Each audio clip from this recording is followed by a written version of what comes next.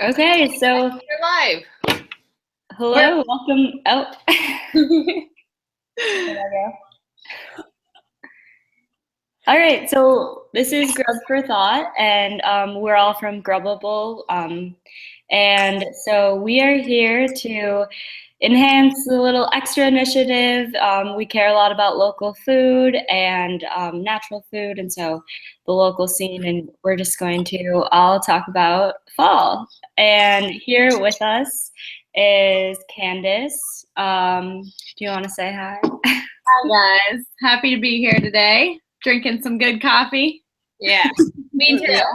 Me It's too. I'm not, but I want to be.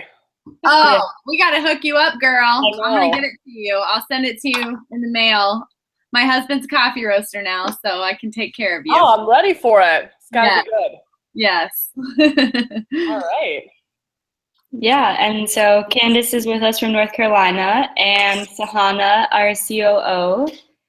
Hey guys, I'm so glad we're doing this. And this is the new normal for us here at Grubbable. Each one of us is sitting in different parts of Michigan or US, and this is how we communicate. And we thought, let's make a fun talk show out of it.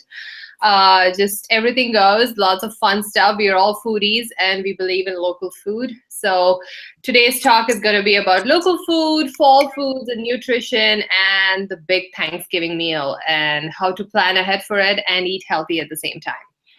So yeah, really happy to be here. Yeah, and then thank you for being here.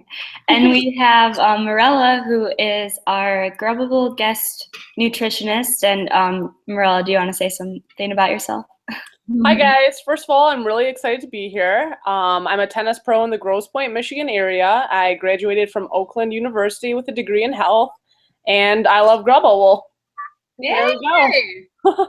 I know, and you can find Morella on our Grub Love page too. That's how much she loves us. So yeah, we're so happy to have you, Morella. With your nutrition background, we really think we can get through to more people, and they can really understand the value of eating right. And we want to do it through this talk show, so it's fun and informative at the same time. So thank you so much. We really appreciate you. Thank you guys. I'm excited to be on board. Absolutely. All right, so let's get started. Oh, let's introduce Mary, who's like our silent. Oh, right, She's amazing. She doesn't talk much, but she is an absolute asset for the team. So go ahead, Mary, introduce yourself. Thank you. Yes, I'm a community manager for Grubbable, and I get to do fun stuff like this.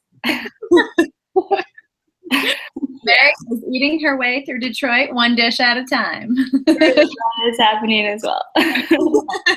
Sounds like a great job. Yeah, we had to plug in everything. Sharewell, Grubbable, tennis lessons, and one dish. So we're all done. Very well-rounded group, you know? I mean, we just got to share all of our talents. So yeah, very subtle too. They're well. All right. Okay. So why are fall foods so interesting, and what are the different loopholes that we could fall into, Marilla, at this time? Well, right now, we have increased eating and portion sizes with Thanksgiving coming up. That's a huge meal. And just overall, there's a lot of sweets and carbs and high calorie items around this time of the year, especially with Christmas coming up. Lots of cookies, lots of pies, which are my favorite things too. So usually at this time of the year, we usually tend to eat more carbs and more sweets. Yeah. So how do we work around that? I mean, it's like, I feel like we shouldn't eat pies, but then we can't really stop ourselves from eating them. And then it is festive, right? We need to indulge a little, and it's not fair. Everyone's eating. So what do we do? How do we work around this? Well, we can take advantage of some of the more local in-season foods and local vegetables. It's going to be a little bit healthier to make the pies or the cookies yourself. You can control the amount of sugar or sweets that you're adding to the cookies or pies yourself. Or like Sahana said last week, pumpkin is more of a sweeter vegetable that you can use and take advantage of the natural sugars in that. Some of the pies and stuff that you're buying at the store are, really heavy with high fructose corn syrup and some of the more artificial preservatives that you're going to find rather than if you just made it yourself. Hmm. Or even if, I mean, because we have some awesome Grubbable locations, such as Sister Pie, you know, or even some of the markets, like Fresh Farms Market and Grosse Pointe. These places, Argus Farm Stop, you know, they're very health conscious and they think about these things. Some of the things that we're going to battle with as the fall season approaches and the weather starts cooling off, and you just want to eat your body weight in pie. And Exactly. yeah, you know, plant-based desserts, you know, I mean, that's a nice way to have your pie and eat it too, you know, what's in what you're eating. Yes.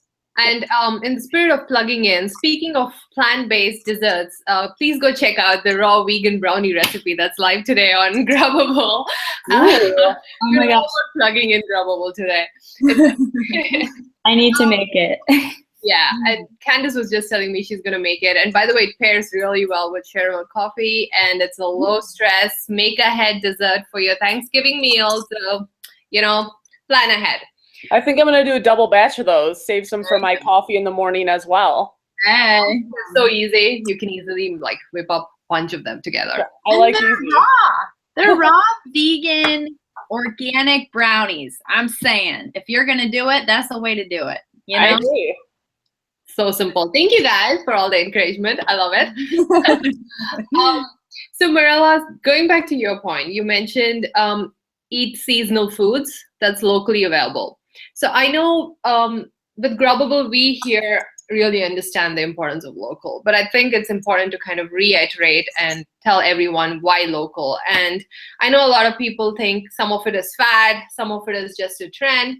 So as a nutritionist, I'd really like to kind of get your insight on, is local really important? Do you really think it's nutritious? And if so, how? And how does one go around finding, you know, local seasonal food?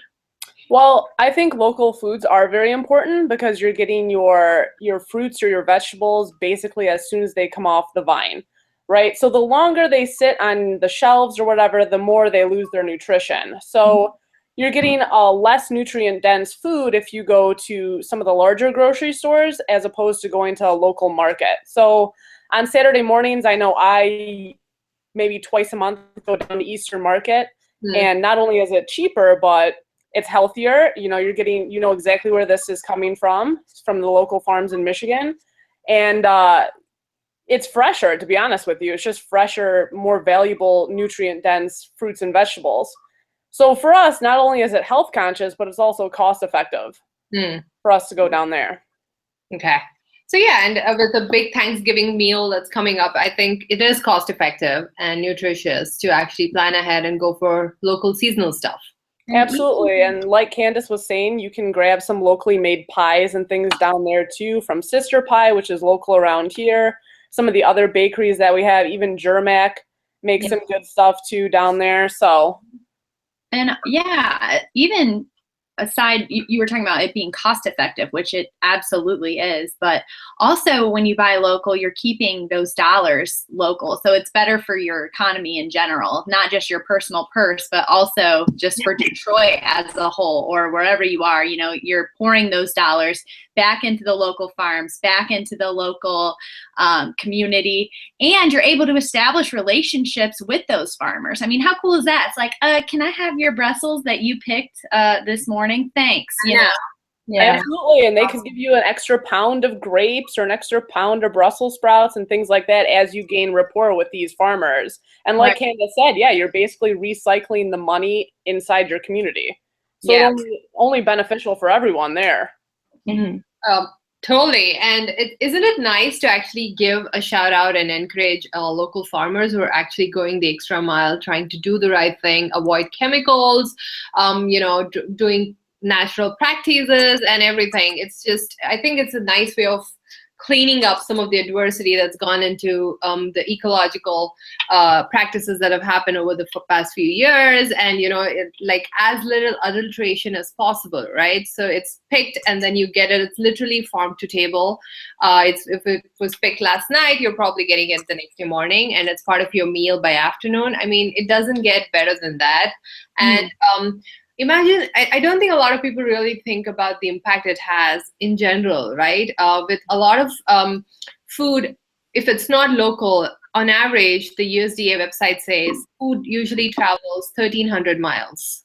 Wow. So that's a lot of truck traffic. That's a lot of pollution. And can you imagine, as much as people try to keep things clean and up to the standards, but there will be certain amount of adulteration that happens when something travels 1,300 miles, right? And a lot of them are frozen food. It kind of gets frozen and thawed and frozen and thawed, and ultimately a lot of the properties of the food kind of gets changed along the way. But when you're keeping things local, it's literally kind of as easy as coming from your backyard, right? Like Eastern Market is literally backyard to most of you guys. Exactly. It's wonderful. Okay, so help me out here. So when things start to cool down, when the temperature reduces, our body tries to burn more fat to keep us warm, right? So typically we tend to eat more as a way, as kind of more sustenance. But I think when most of us are sitting in temperature control rooms, we kind of, work around it and say, hey, I'm eating more, but my body is burning more too. But it doesn't always work that way, does it? No, it does not, though I wish it did. I know, right? Wouldn't it be nice if it's like temperature control, but the body is still working out? I think at this time of the year too, it gets darker earlier too, so we tend to kind of settle down more and crave more sweets and carbs during those, darker times at 4 p.m. At least I do. Yeah. Yeah. So what do we do then? So I guess one of the things that I've been doing, I've kind of switched up my routine, and instead of working out later in the day, I try to get up earlier in the morning and do it where there's more light and I feel more energized in the morning. Mm-hmm.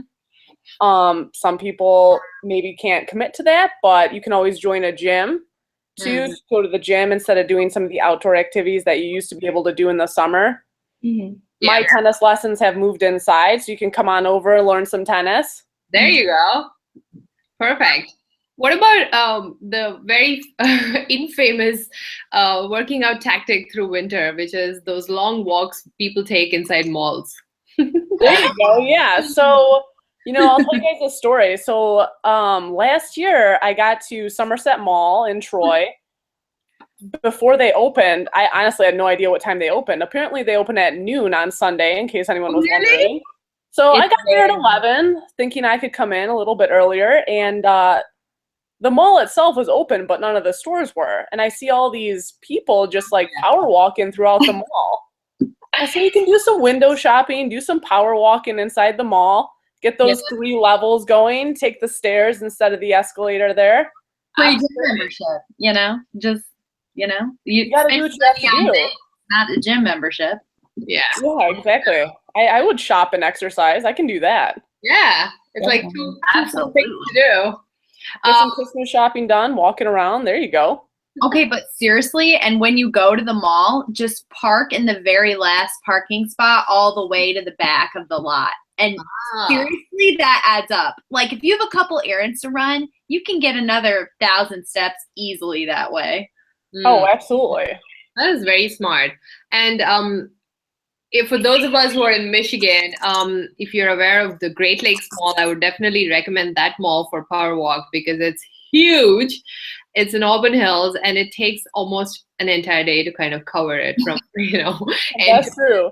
Yeah. And they have some pretty good deals over there, too. Yeah, and they now have a Legoland. Ooh, all kids love that. So yeah, all fun things.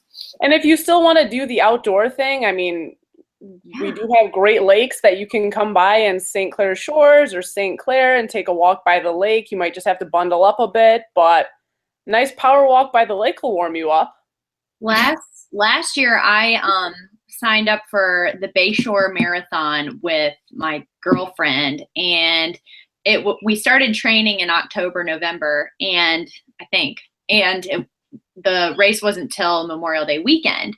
But the whole winter, I had my eye on the prize of like, oh, I have to run this marathon in May, so I have to go out and run in this cold.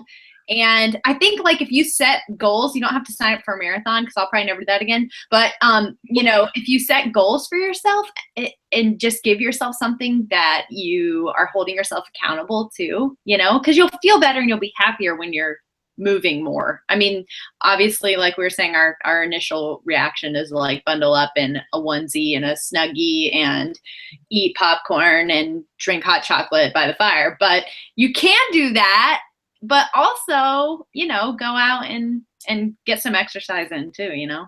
Yeah, absolutely. Or, you know, fall starts a lot of the new television shows on TV. So on those commercial breaks, get like a 2-minute plank in. Love it. Yeah. I think it helps to get a chip and then, you know, just yeah, there you go. yeah. I think it helps when you have like another motivator too. Like you said, you signed up with your friend. Mm-hmm. Yeah, I think Lilia. There you go, Lilia. You just got a shout out. See? Yeah, grab a gym buddy. Exactly. I do agree. I do believe in that. Working out alone sometimes gets very lonely, and it's very easy to say, "Oh, it's so cold outside. I'm just gonna skip it." But if you have a companion, your spouse, friends, a group of people that you want to work out with, it's easy to motivate each other. It's really ultimately all in the mind, right? So we kind of control that. Do you agree with that, Marilla? Absolutely. Or you can sign up, you know, for some new classes for something you haven't done before. Like there's rock climbing gyms that are indoor. I just took a random boxing class last week to just give it a try. Awesome. Yeah, I want to give boxing a try too. Yeah. There's a cool place in Grosse Pointe. Then this guy does it. He's like the real deal Rocky Marciano boxer. So it was hard. It was hard. I was sweating profusely, but that's what you want, right? We should probably do a Rocky style talk show once from that. There you go. There you go. I'll like paint in a black eye right here. There you go. So scared of us. Fun. So now that we've discussed most important things for fall, I'd like to hear from you ladies. Your favorite fall recipes or things that you think are easy and, you know, even on a work night, or, you know, you've had like a 12-hour shift and you come home and you're like, lost, something that's easy, nutritious, healthy, wholesome, and hearty, right? That's what we look for around this time. So come on, what's up your sleeves? 'Tis the season for soups. Yes. Yes, for sure. Get in your Crock kitchen. pot season. Crock pot season. So make a bunch of chili, you know, whether you like white bean chili or my mom makes a killer one with cilantro. Shout out, Mom. You know, vegan, not vegan, you can just do a bean red chili, or you can add, you know, beef. But also, as going back to what we were talking about earlier, when you go to, this is what I like to do. You go to Eastern Market, you see what's seasonable. Yeah. Or what's seasonal, sorry. I mix sustainable and seasonal, but sustainable and seasonal. And let the ingredients tell you what to make. You know? Don't think, oh, it's taco night, which it could be, but you know, what are your tacos looking like? Because you can get kind of crazy and go to Eastern Market and be like, I'm gonna make a potato taco because that sounds amazing, or whatever. That sounds amazing. Does sound I really want to try this potato taco now. Maybe a blog will have to come out of that. I don't know. Yeah. I know. But, you know, but I do like the new word that you coined, Candace, seasonable. Seasonable. I like that. Because like if you season something, you know, the seasoning, so, and then also what's in season, and then sustainable, seasonable. There you go. Exactly. So back to your Eastern Market point though, or just markets in general. Yeah. A couple weeks ago, I went there and just grabbed some stuff that like you said, was more in season, and kind of made just like a straight vegetable chili out of that. Let it marinate on the stove for a little bit, and there was no meat products in it, but it was still super hearty, and I had a ton left over for like lunch for the rest of the week. Yeah, or you can freeze it, put it away, and then one night when you get home from work, oh, great, I have that awesome soup I made, you know? Exactly. Takes the pressure off of dinner for 5 days a week, too. Exactly, for sure. Really. And I think this is something I'd like to throw out there as someone who loves to cook. Sometimes, you know, it's just important to appreciate the natural flavors that all of these veggies or ingredients have. And that's what it is, you know, like when you go to the market and if you see all these ingredients, you can just whip something up. You don't sometimes even need to measure anything, especially if it's a soup. You don't really need to measure or worry about what needs to go. I think everything goes because ultimately it's the flavor of those ingredients that'll come through. And so yeah, I think it's a low stress, easy to whip up meal. But what about spices? Isn't this also the season for warm spices, festive? Absolutely. So what's your favorite? Each one of your favorite spices? Garlic. Does garlic count? Is that a Oh, garlic is a good one though. I like that. I do like fresh. I love We garlic. got this awesome thing at the Ann Arbor Art Fair where you take a clove and you just like shred it on this little dish. Yeah. And it's so awesome because you don't have to roast the garlic. You just peel it and then you just do that. Yeah. And it's fresh, it's delicious, and I put garlic on everything. Me So, too. yeah. And raw garlic is great for you if you're like if you feel like you're falling sick or coming up with something, just have some raw garlic. It's There really you go. My guilty pleasure is like the Mediterranean like garlic paste. That where you just like breathe fire for a week, but it was all worth it. I know it is worth it though. So my favorite spice, and it's for around the year. I don't think it's really, really festive for this year, but it's something that works for me through the year, which is turmeric. I was gonna say that next. It's a loaded, super food. It's a natural antibiotic. It's actually a natural antiseptic. If you have a cut, you can actually apply some natural turmeric on, and it helps with clotting of the blood and helps with infection. So it's really, really good around this time to put some a little bit of turmeric into warm milk with some freshly ground pepper and ginger. Ginger is again another superfood. Yeah. Ginger is one of my favorites. Yeah, and it's again a natural antibiotic, and these are kind of ways for us to boost our immune system with things that's just lying around in our kitchen, right? So, yeah, it's nothing medicinal. There are no chemicals going in. So, Well, speaking of turmeric and ginger, you can always skip the hot chocolate at the end of the night and go for some tea. I know they have Republic of Tea makes a really good, like I think it's peach turmeric tea, so kind of cuts the edge off of that taste a little bit. I know they have some ginger tea that I personally like just ginger tea by itself, but I know you can add a lot of things to that as well. Yeah, Trader Joe's has a really good turmeric and ginger one. Ooh. yeah. The tea flavors are crazy now, though, because I just picked up one that's like chocolate macaroon. And I'm like, What? yeah, I'm like, I don't know how this is, but I want to try it. I want to give it a try. Let us know how good it Thrilled is. by it.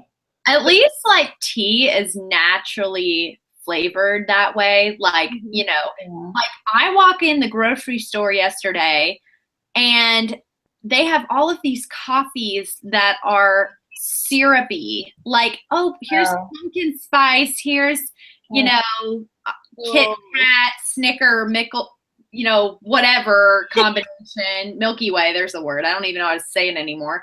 And it's like, I don't know, at least tea, it's like you can get these natural flavors, whereas like some of the coffees that come out are kind of, ugh. Yeah, without like the 24 grams of sugar. Exactly. Yeah, I know that pumpkin spice lattes are super popular at this time of the year, but I'm going to take a hard pass on all of those. Yeah. Me too. Thank I you for just like saying that. really good, well-roasted coffee. I don't put I don't really put anything in my coffee. I just prefer the flavor of coffee itself. But using like agave to maybe sweeten your coffee is definitely a lot better than Absolutely. like anything else I'm going to go with. Yeah, that's what I do too. I just use agave in my coffee. And I don't know, agave just goes with most things. And it's naturally quite sweet. Like you don't need to put a lot of agave. Like honey, you would still need at least 2 to 3 spoons for like half a spoon of agave, I feel. Like that's how sweet it is. Okay. Last few things that we want to talk about. What are the things that we can do or make a few cuts? I know we talked about using naturally sweet vegetables, or trying to kind of tap into their natural sweetness instead of having to add additional sugar. So I think one good thing that we can do is, like, I know a lot of people do a lot of sugar for banana bread, which I feel is like, because bananas are so sweet on their own, and especially if you use bananas that have gone like completely brown and black, those are like peaking in sweetness. So those just are naturally sweet for a good banana bread. So what other such shortcuts can people take next week to come up with a really good, nutritious, traditional Thanksgiving meal, but also knowing that, they've taken the right measures to keep things healthy, and, that they can actually sleep well that night knowing that they haven't consumed like 5,000 calories? Exactly. So, I mean, you definitely want to maximize on natural sugars. Last year, I went to one of the orchards around Michigan and grabbed like a bunch of the apples, and I sliced those up, peeled them, and had them soaking in like just light brown sugar, vanilla, and yeah, I think it was just brown sugar and vanilla for a couple days. Wow. So it soaked all of that in, and then I threw that into my pie crust. My homemade pie crust wasn't the best. I still got to like try that again. But then I bake that, and it kind of cuts that. Like, you'll find in some of the more like mainstream Kroger's or whatever that their apple pies are just like laden with like a gel-like substance, which is just all high fructose corn syrup. So this really cut back on that, but still increased the flavors of the apples and the pie itself. Wow, that's a great That trick. sounds so good. Speaking of apples, when you're baking, a really good substitute for oil is applesauce. I've done that a few times. I don't know if anybody's tried that, but it's always turned out well for me. It's But also a good substitute for eggs. Like if you're one of those who doesn't want to use eggs in your desserts. oh yeah, absolutely. And also, I think back to your question though, Sahana, I think something that is so important, especially during Thanksgiving, definitely definitely enjoy what's going on. Like, it's one day, so just enjoy it. But portion control is so huge. And I feel like if you want to have a little bit of everything, that's great. You want to try what Aunt Susie made and what Mom made and what Morella made, and so just portion and being conscious of what you're making a plate out of, is 75% of your plate cornbread. Because if so, you might want to just, read about Cut down a little bit there, yeah. So, but yeah. When you mentioned portion control, it reminded me of this episode of Friends where Joey wears maternity pants. Oh yeah. Once. That's the best one. Yeah, the entire turkey. So yeah, that was a good episode. Okay, what else, Mary? For baking or anything, few things here and there that people can be conscious of. I mean, in terms of other recipes, the other night I made a black lentil dish, and it was just sauteed onions, some cumin, and a little chicken broth or water, and then lentils. And I made them a little al dente, but it was so filling. And I mean, I literally had like a bowl and a half, and yeah, I was good to go. And they last like 5 days. They do, and they're full protein. Yeah. Well, Yeah, super hearty, super nutrient dense. Yeah. Like you said, that's going to keep you full a lot longer than, a burger and fries, although those are good as well. Yeah, definitely. I was kind of worried because I only made that for dinner, and then I was like, I don't need anything else. Yeah. If you have leftovers, you can take that and do so much with it too. Like, it's really diverse. Like, you could add a scoop of guacamole and throw it on a taco. There go with the tacos again. There you go. Different things that you or poured over quinoa, for a little bit of a different dish, Yeah. I was actually going to suggest, and I know this is a little non-traditional, but Mary and I made a trip to Sister Pie last week, and I'm not too much of a sweet tooth. I love super spicy food. No, no guess there. But I also really like savory stuff, and I thought savory pies. That's a nice way of kind of keeping things neutral. We had actually this lentil pie last week, which Yeah, curry. Wow. Wow, that sounds delicious. was so amazing. It had potatoes, purple potatoes, and lentils, and it was inside this perfectly buttery crust. So it was kind of both, like there was an indulgence, but it was also kind of hearty at the same time. So. And they don't use lard in their crust either, which is also just nice. Yeah, that is nice. It is, yeah. But that's a good switch up to bring to the, the Thanksgiving table too. Some people are expecting you to bring a sweeter dessert, but something like that, which is very unique and filling too, would be a nice touch to the Thanksgiving table as well. Yeah. And so flavorful too. Mm-hmm. And I was thinking about this because next week we are invited to, friends, to our friends for Thanksgiving meal. And, we don't traditionally do Thanksgiving. So I was trying to think about what I should take. And one thing that I will take will be those brownies. But I was thinking, and I don't know if this makes sense, correct me if I'm wrong, but this could be festive and maybe people already do it. So let me know if I'm just assuming it. But, you know how there is we do the butternut squash ravioli with the brown butter sauce and sage. Take the ravioli out and just do brown butter sauce with sage and butternut squash and nicely toast them or roast them with some walnuts and garlic and some lemon zest and lemon juice. And that's a great side dish, right? What do you guys think? Oh, yeah. Sounds so good. Absolutely. That sounds like a meal to me. Delicious. Okay. All right. So then, okay, now I feel safe enough to take it next week because I was trying to think. Delicious. You better post pictures or send us pictures. Yeah, send me that recipe. I will. Absolutely. I want to take credit for it at my own Thanksgiving table. Yeah, let's do it. Let's take credit for each other's recipes this week. There you go. Come off with great super foodies.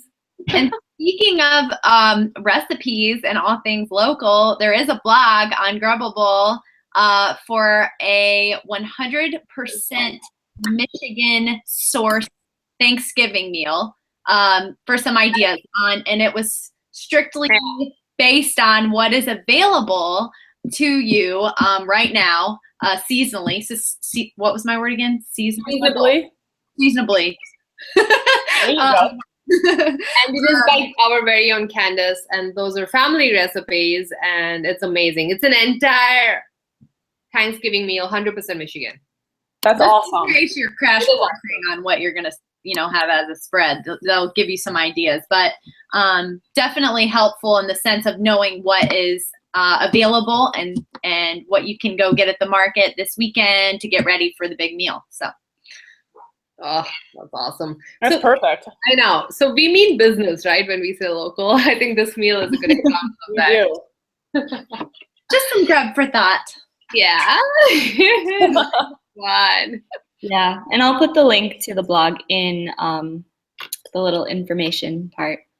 Yeah, do that. And it's Perfect. also in the vegan brownie too, because I wanted to remind people that there is an entire Thanksgiving meal recipe blog on Grubbable. Make use of it, make life easier on this time, right? I'm about to look that up before I head to Eastern Market this weekend. There you go. That's for sure. I should have made a shopping list. I guess it's not too late. Yeah, take a Grubbable tote picture. Absolutely. There you go.